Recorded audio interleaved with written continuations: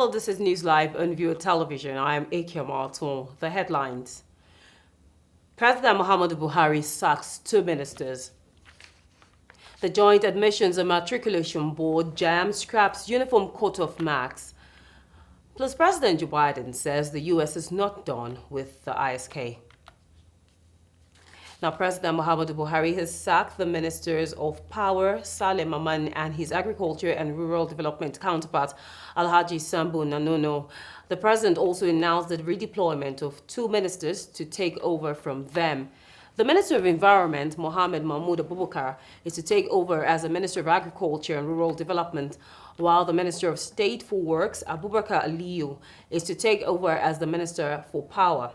In the brief statement read by his special advisor, Media and Publicity, Femi Adesina, the president said the process of rigging his cabinet is to be continuous. Now, President Muhammadu Buhari says focus on job creation, consistency in policy, and innovation stimulated a 5% growth of the economy in the second quarter of 2021, which is the highest in 6 years. The president, who said this on Tuesday at the inauguration of the Nigeria Jubilee Fellows Program in the presidential villa Abuja, gave the assurance that the Jubilee Fellows Program would further consolidate on the successes recorded. In his remarks, the Minister of Industry, Trade and Investment, Adeni Adebayo, appreciated the role of the private sector in transforming economies by creating employment and employment opportunities and investment. The resident representative of UNDP, Mohammed Yahya, gave assurance that the UN will continue to support Nigeria to move human potentials across the country to capacities and skills that would place the country on a better pedestal. The EU Deputy Head of Delegation, Alexandra Borges, and the UN Resident Coordinator, Edward Callon, commended the initiative, saying the program benefited from wide consultations. To coordinate our work to fulfill my promise to lift 100 million Nigerians out of poverty in 10 years. This is building on the positive results from the economic recovery and growth plan and the targeted response to the effects of the coronavirus pandemic with the economic sustainability plan. These efforts have yielded results, with Nigeria recording its biggest economic growth in 6 years, with a GDP growth of 5% in the second quarter of 2021.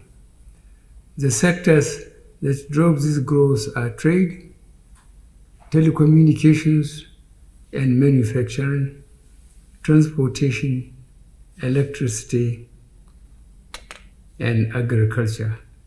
Each of these sectors showed significant improvement and thus created more jobs for our populace.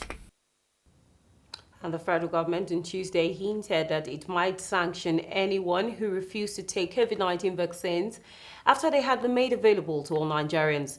The executive director of the National Primary Healthcare Development Agency, Faisal Shuaib, gave the hint of possible sanctions at the press briefing in Abuja. This was at the Federal High Court sitting in Port Harcourt, Rivers State on Tuesday, barred the Edo State Governor Godwin Obaseki from enforcing compulsory COVID-19 vaccination in the state. The Nigerian Medical Association and health workers under the aegis of the Joint Health Sector Union faulted the move.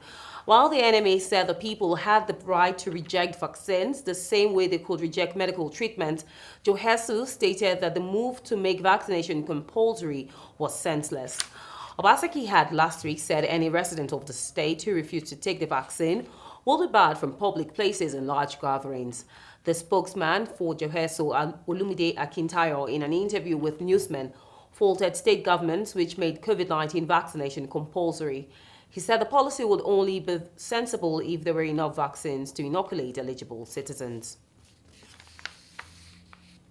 Now, striking resident doctors on Tuesday said the federal government had refused to pay their August salary in compliance with the no work, no pay rule it recently invoked.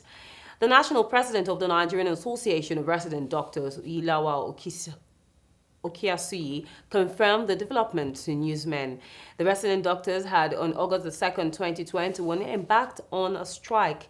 All efforts so far made by the government, including approaching the National Industrial Court to ensure they resume work, had not yielded any result, with the striking doctors insisting that all their demands must be met. The development forced the government to invoke the no work, no pay rule in an interview with newsmen. Okiasuyi said none of the NERD members in federal institutions had received their August salaries. Now to the issue of education, ASU spoke of a plan to hold an emergency National Executive Council this week with its leaders and principal officials to decide its members' next line of action. The union said it will follow up its next meeting with consultations with all its chapters should the government fail to implement the promises to aggrieved lecturers. ASU's latest threat followed the expiration of the August 31 deadline issued to the federal government to meet its demands. The federal government has not spoken on the latest agitation by university teachers. Labor and Employment Minister Dr. Chris Ngige again could be reached for reaction as the several calls placed on his mobile phone last night were not returned. ASU President Emmanuel Osodeke said the NEC will convene to weigh available options and take a position. Now, still on the issue of education, the Joint Admissions and Matriculations Board, JAMB, has pegged the fee for post-unified tertiary matriculation examination at 2,000 naira. It also adopted the minimum cut-off marks for the 2021-2022 admissions sent by heads of tertiary institutions across the country. The adoption signifies there will be no uniform cut-off marks for 2021-2022 admissions, as was done in the past. Every institution is expected to maintain its minimum score during the admissions. These are some of the decisions taken at the Tuesday's 2021 policy meeting held virtually and chaired by the Ministry of Education Adamu at the headquarters of JAMB in Buari, the Federal Capital Territory, Abuja. JAMB Registrar Professor Ishak Loyede displayed the minimum cut-off marks adopted by tertiary institutions at the meeting. And now to the state of the nation, the former Speaker of House of Representatives, Yakubu Dogara, has warned that any system of government that exploits the poor but rewards and extols those that have accumulated wealth is a recipe for disaster. Dogara said this on Tuesday in Abuja when he received the delegation from Tinkal Emirates in his house in Abuja. Dogara noted that considering what is happening in Europe and some traditional democracies, all leadership, all modes of government in the world will have to adjust whether they like it or not.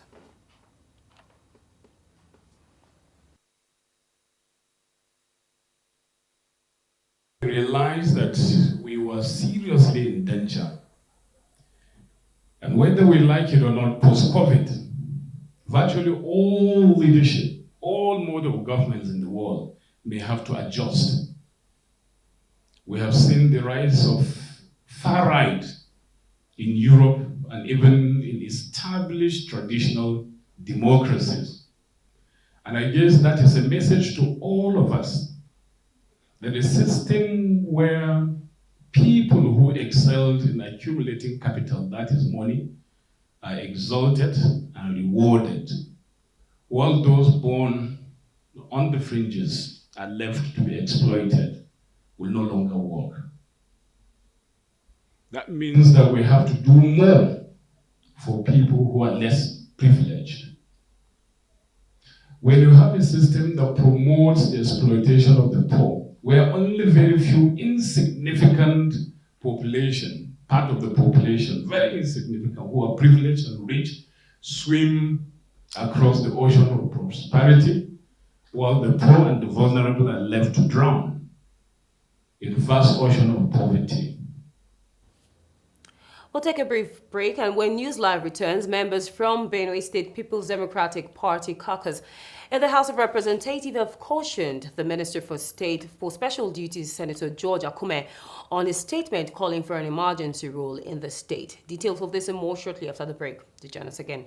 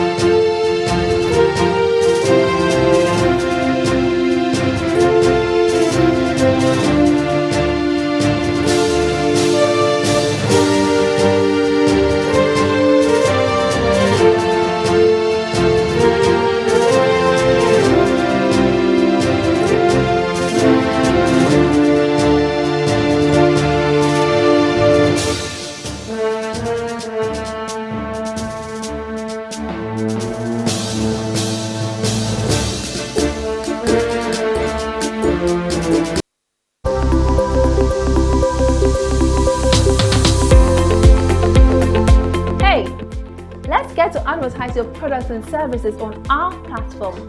Viewer Television is here to give your business a boost with a touch of professionalism. If you're a brand owner, entrepreneur, proud business owner, let's place your business in the face of your customers. Contact us so we can talk business on 081-2121-2278 or info@viewertv.com.ng. Always remember, we are here for you.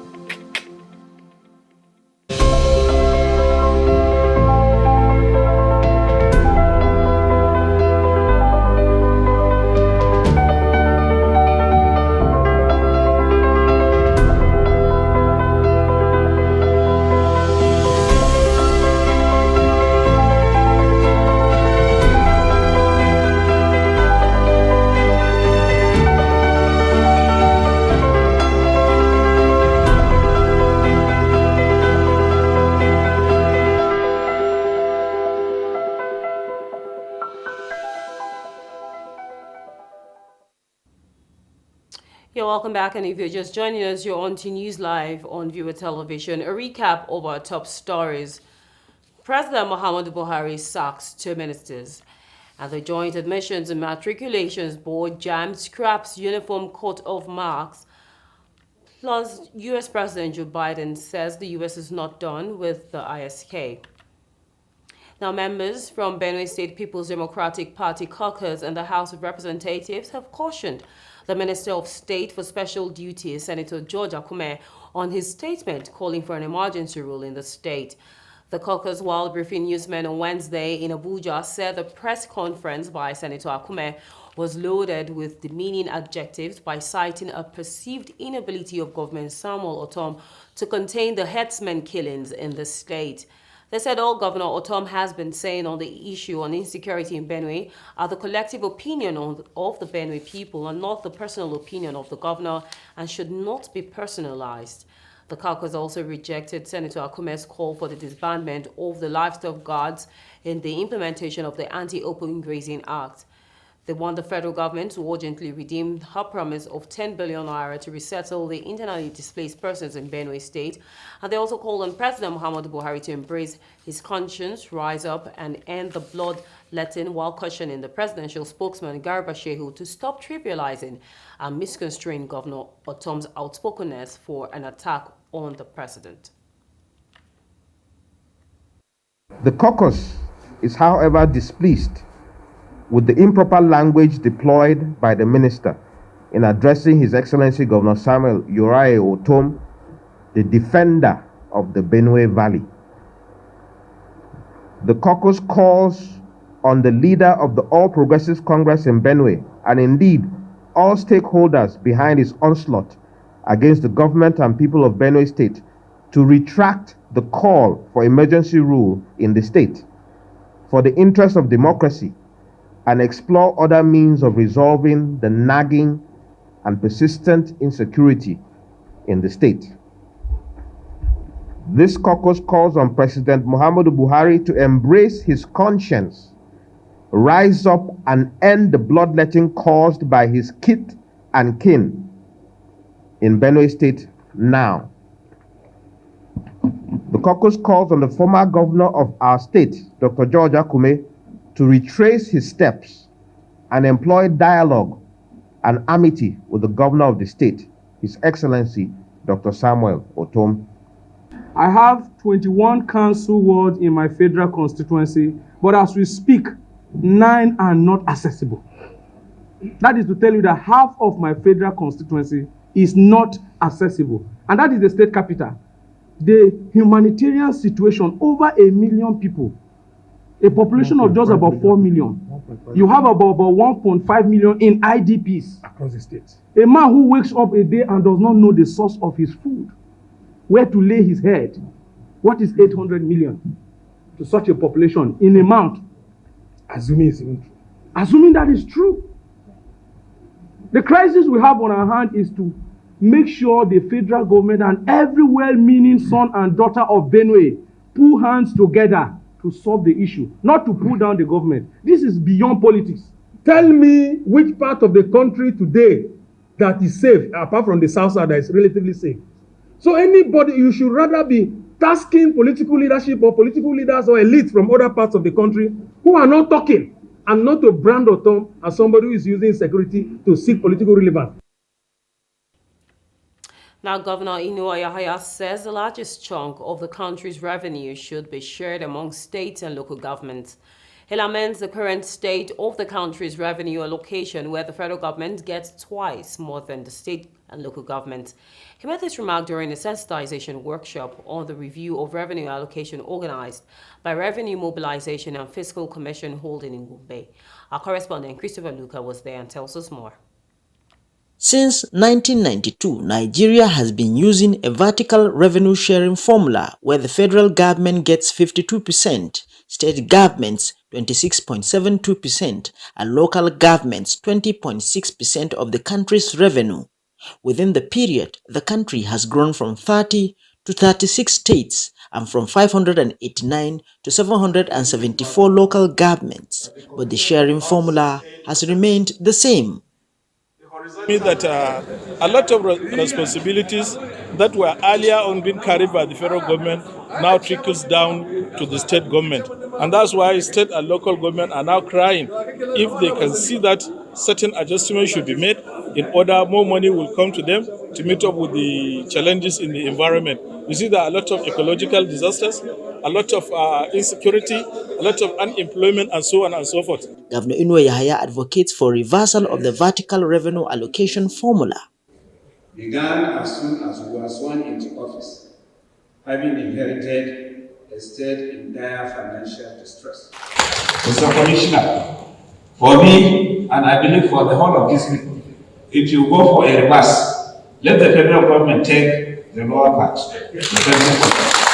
and share the 52.8% to the states and the local government, because the people are down the ladder in the states and in the local government. Ranked first in the ease of doing business in the entire country, with a first-rate 10-year development plan, Gombe State says it deserves more from the federal allocation. The proposed work at the Muhammadu Buhari Industrial Park at Dadinkwa and numerous other projects are meant to strengthen Gombe State's place as the commercial and industrial capital of the Northeast sub-region.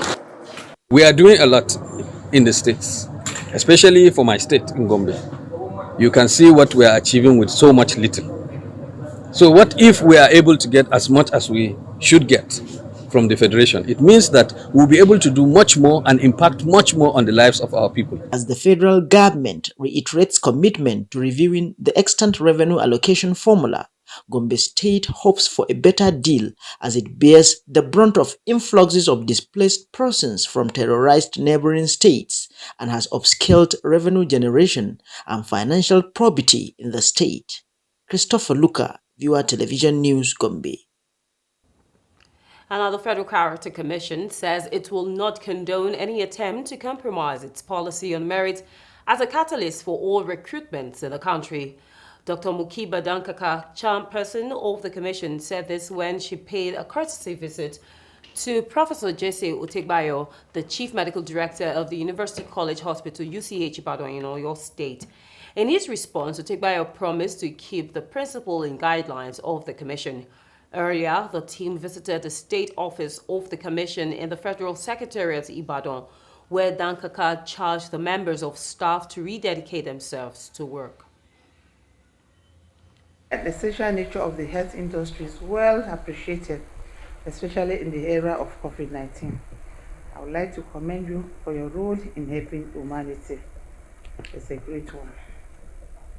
Mr. CMD, there's enormous strain on the personnel of the hospitals nationwide, especially with the alarming exist of already scarce professionals.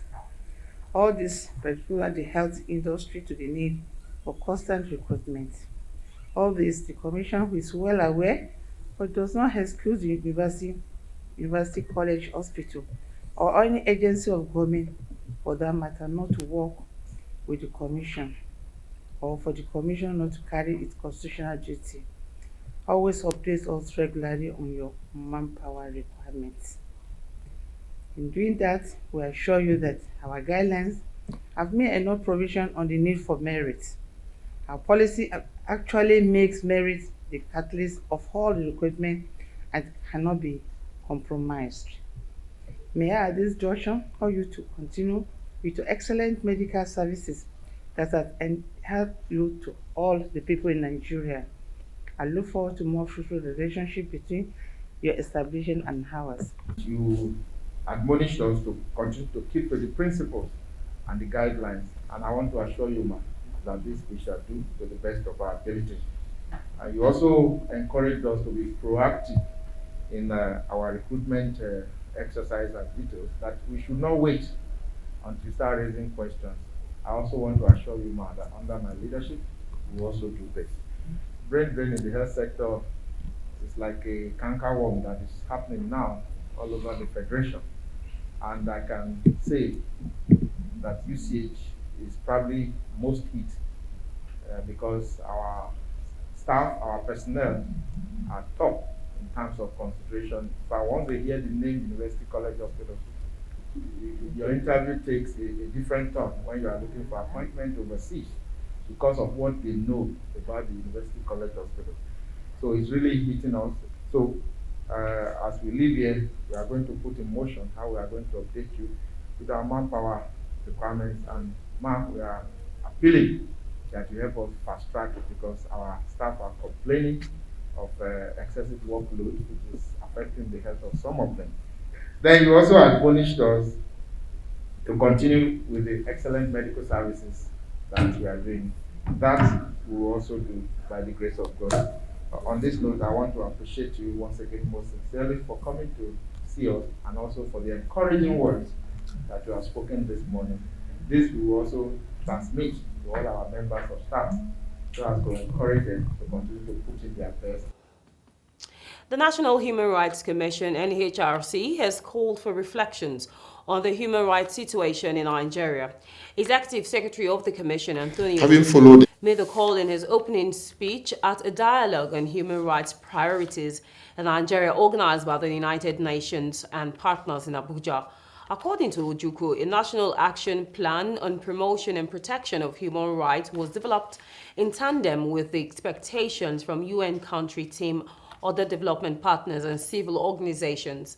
In her contributions, Comfort Lamfi, UN Women Country Representative to Nigeria and ECOWAS, noted that the conversation has been clearly outlined was a very important one. Expected that all human rights actors will galvanize and gravitate their activities towards realization of the plan. In this regard, development partners supporting human rights activities in the country should insist that such activities are geared towards clearly addressing an identifiable challenge in the NAP for the country. Accordingly, it is important for all stakeholders to reflect deeply on the human rights situations in Nigeria with a view to drawing up a priority plan that could effectively engage the human rights challenges of the country. As necessary stakeholders, the UN, the MDAs and CSOs who are here should be very interested in the priority plan that could result from a dialogue like this. As you are aware, the Vienna Declaration and Program of Action adopted at the World Conference on Human Rights in Vienna, Austria in 1993 requested that each state considers the desirability of drawing up a national action plan, identifying steps whereby the state could improve the promotion and protection of human rights. The idea of developing national action plan for the promotion and protection of human rights is to have an integrated national strategy for engagements and interventions on the promotion and protection of human rights. When we met as a UN country team at our retreat, it was one of the clear recommendations that came out, the importance of us coming together and supporting the government of Nigeria in a very coherent way. Because as individual agencies, we've been supporting efforts to promote human rights, but really having a platform where we can engage with different arms of government on this important topic. is critical, and it's a great thing that we have been able to bring this to bear today. And thank you all for being here. Certainly, as UN Women, perhaps there's an expectation that I would say something about the issue of women's rights. And the Honorable Minister of Women's Affairs has laid out the priorities very clearly. And I think we know that Nigeria has signed many of the human rights frameworks that exist. The challenge is that of implementation. We still do need to have a bill of rights for women in Nigeria, what we call the Gender and Equal Opportunities Bill, which has been in the Senate for 10 years. It's still awaiting signature to be passed by the Senate. So this is one of the critical priorities that I believe still needs to be addressed. 26 years ago, when the global community met in Beijing, that affirmation that women's rights are human rights was stamped. Clearly, this is true. We have to advance the rights of women in order to advance the rights of all Nigerians. The setting up of a gender-based violence reporting situation room and dashboard, which was launched by the UN Deputy Secretary General, Amina Mohammed, in November 2020, has led to improved gender-based data generation and strengthening the capacity of the National Bureau of Statistics, the National Agency for Prohibition of Trafficking in Persons, and the Human Rights Commission, and other agencies to collect and harmonize gender-based violence data at national and subnational levels. As custodians of various UN conventions, treaties, resolutions on women and children, including the UNSCR 1325 on women, peace, and security, the Federal Ministry of Women Affairs has been very proactive in its implementation. This has led to greater gender mainstreaming in all facets of national development.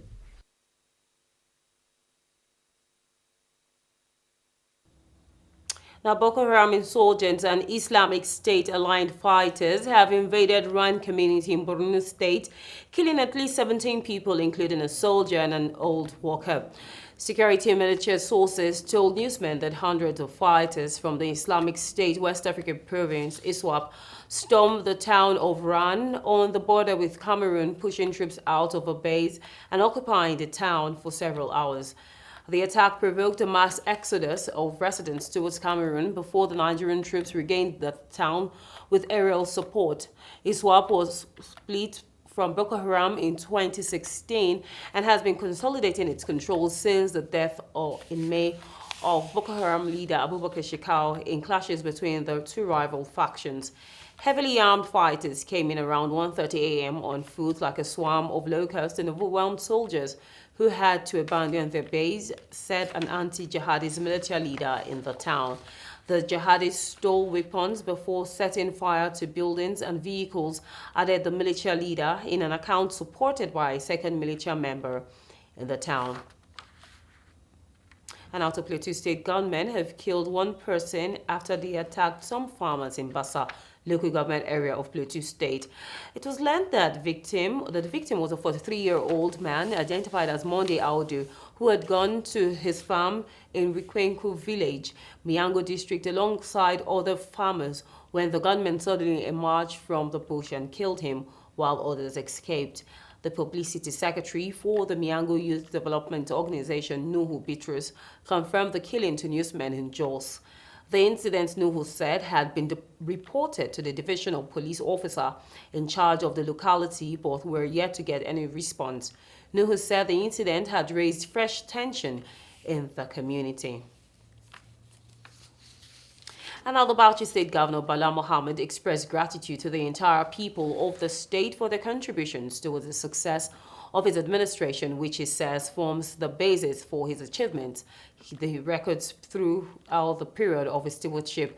The governor said this during the luncheon of his daughter's wedding, Dr. Hawa Bala Mohammed, who was also conferred with the traditional title of Zinaria by the wife of the state governor, Hajia Aisha Bala. Our State correspondent, Awal Hassan, completes the story.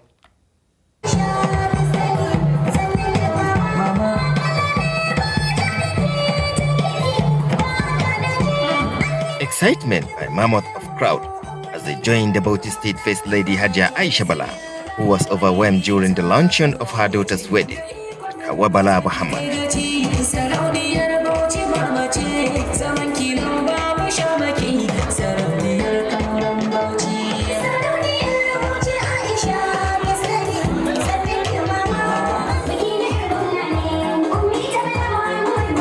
The beautifully dressed bride, Dr. Hawabala, accompanied by the bridesmaid, made her face appearance at a well-decorated banquet hall of the Bauchi State Government House for cultural henna application, popularly known as kamu in Hausa, a tradition which the henna is being smeared on the bride's hand.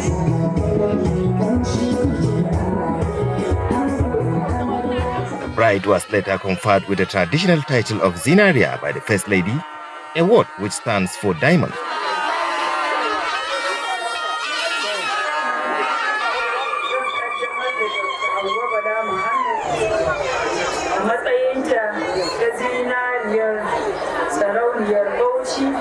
The First Lady says she is glad to have witnessed this very important day of her daughter's wedding, which at the same time she conferred the traditional title of Zinaria to Dr. Wabala Muhammad, being a humble and obedient daughter of her parents. Aisha Bala added that she is overwhelmed by the mammoth of crowd who came from far and near to purposely attend this ceremony.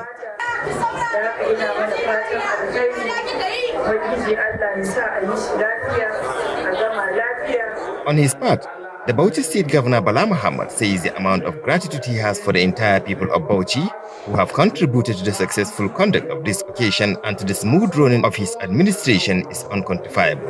Today what we have been giving is so enormous that I used to wonder whether I really need all this. But sadly the fact that I have been given all these gifts is an attestation of goodwill. And I will not take this goodwill for granted. I deeply appreciate on behalf of myself, the bride and the bridegroom, and the family for this contribution and your support which we have always shown. He, however, seeks for prayers from everyone in the state for God to bless the marriage. We urge them and all people, including all those that are here, to pray for the bride and the bridegroom with the hope that Allah subhanahu wa ta'ala will bless this micro family with good offspring that will be the pride of our eyes and the pleasure of our eyes. Prominent personalities which include wives of state governors of Adamawa, Gombe, and that of former governor of Kano, among others, have graced the occasion.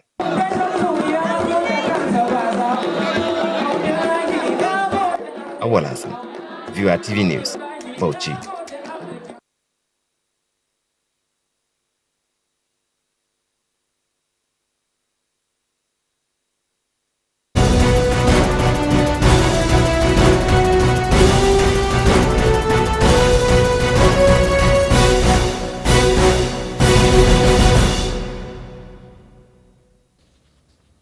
Another foreign scene after the Pentagon said 2 ISK members were killed in a U.S. drone strike. Joe Biden said this strike was not the last.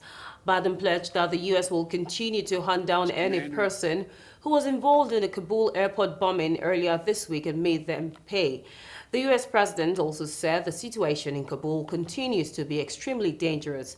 Speaking one day after the last U.S. troops left Afghanistan, ending America's longest war, President Joe Biden on Tuesday forcefully defended his decision to end the U.S. military involvement in the country, calling it the right decision, the wise decision, the best decision for America.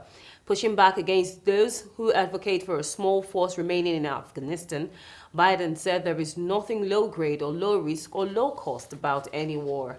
He said the U.S. missions overseas should have clear, achievable goals and stay clearly focused on the fundamental national security interest of the United States.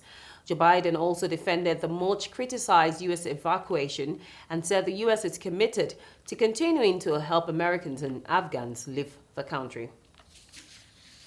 I firmly believe the best path to guard our safety and our security lies in a tough, unforgiving, targeted, precise strategy that goes after terror where it is today, not where it was 2 decades ago. That's what's in our national. As Commander-in-Chief. Now, still on the Afghan war, the Taliban on Wednesday showed off dozens of American-made armored vehicles along with newly seized weapons at victory celebrations in the southern Afghan city of Kandahar. In videos posted on social media, the Taliban paraded hardware left behind by both Afghan and U.S. forces after the withdrawal of the last American troops left Afghanistan in the grip of the militant group. Fighters waved white Taliban flags from Humvees and armored SUVs at the military parade, where many of the vehicles appeared in near-perfect condition. The Taliban also organized an air display with a recently seized Black Hawk helicopter flying past the militias along the road while also trailing a white Taliban flag. The parade came the day after video footage showed the militants making their way through an abandoned hangar in Kabul airport strewn with equipment the U.S. left behind. In one video, the militants dressed in U.S.-style uniforms and holding U.S.-made weapons examined a CH-46C Knight helicopter parked inside a hangar. Taliban fighters were also seen posing for photographs while sitting in the cockpits of planes and helicopters that once belonged to the Afghan Air Force. And now South America's second longest river, the Parana, has dropped to its lowest level since the 1940s, leaving environmentalists and experts worried that climate change is to blame. The decrease has become so drastic that it is affecting commercial shipping, electricity generation, fishing, tourism, as well as the provision of water for drinking and irrigation.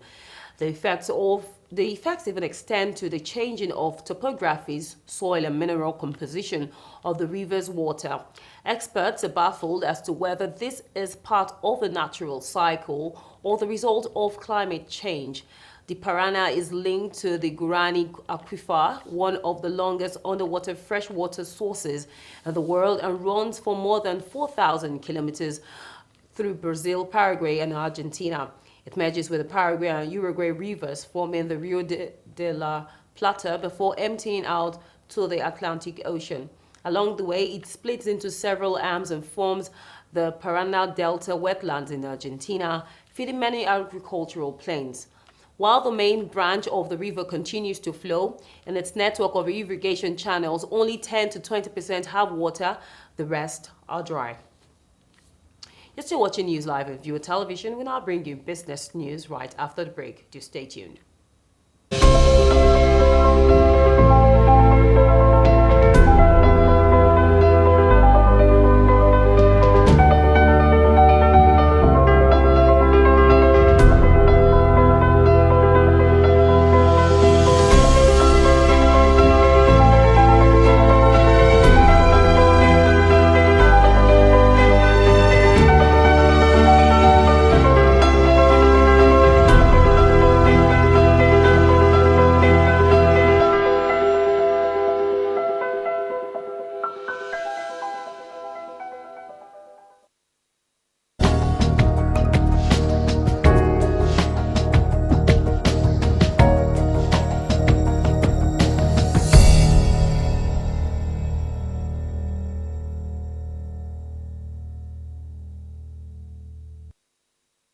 Hello and welcome to Business News.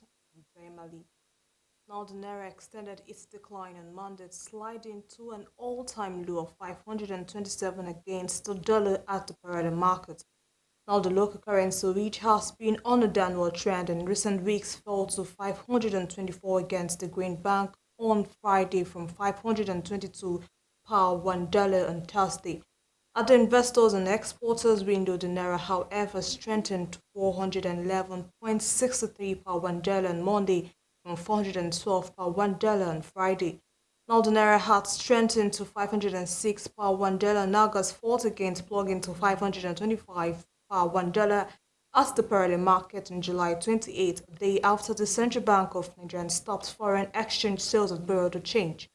However, the CBN Governor Godwin Emefiele had on July 27th, at the end of the Monetary Policy Committee meeting, announced the stoppage of forex sale to the BDC, saying they had turned themselves into agents that facilitate grafts and corrupt activities of people who seek illicit fund flow and money laundering in Nigeria.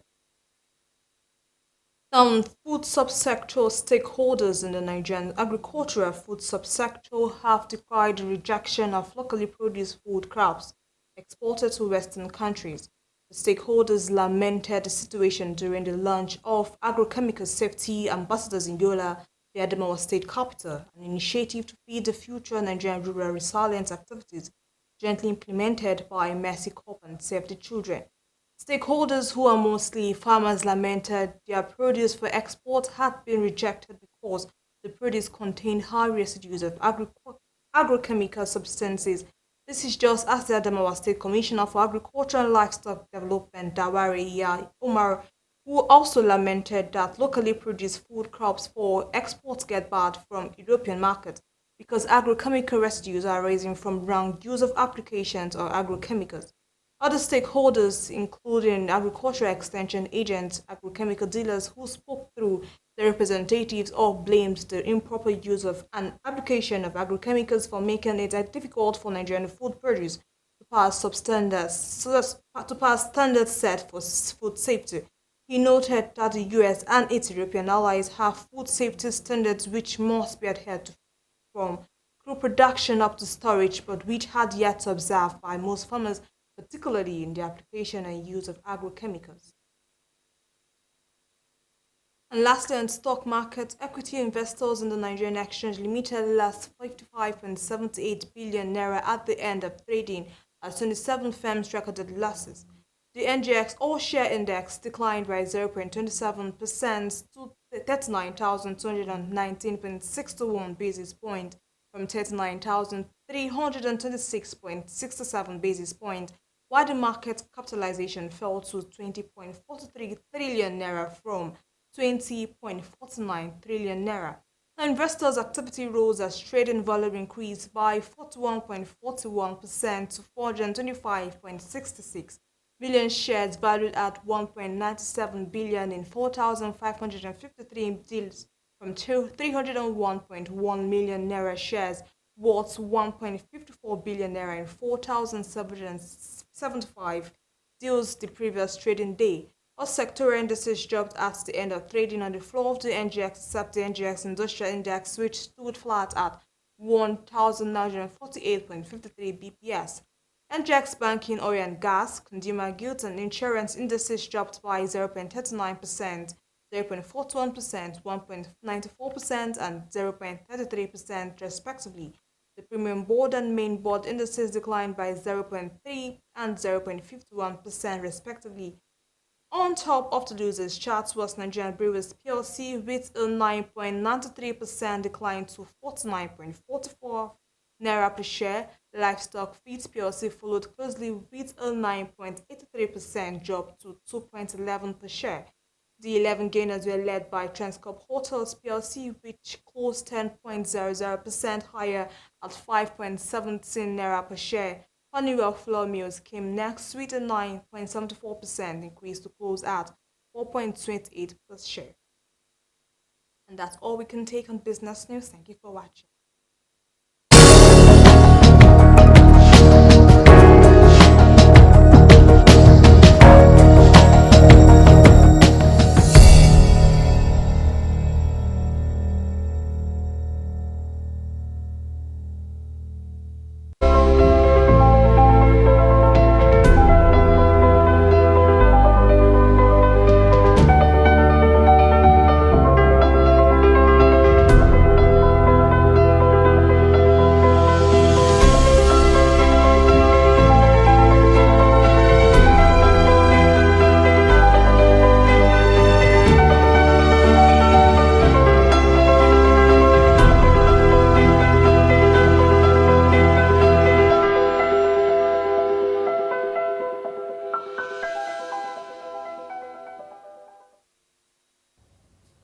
A reminder of our top stories. President Muhammadu Buhari sacks 2 ministers, and JAM scraps uniform coat of marks. Plus, President Joe Biden says the U.S. is not done with the ISK. And that's all on News Live. My name is Akio Martol. Many thanks for watching.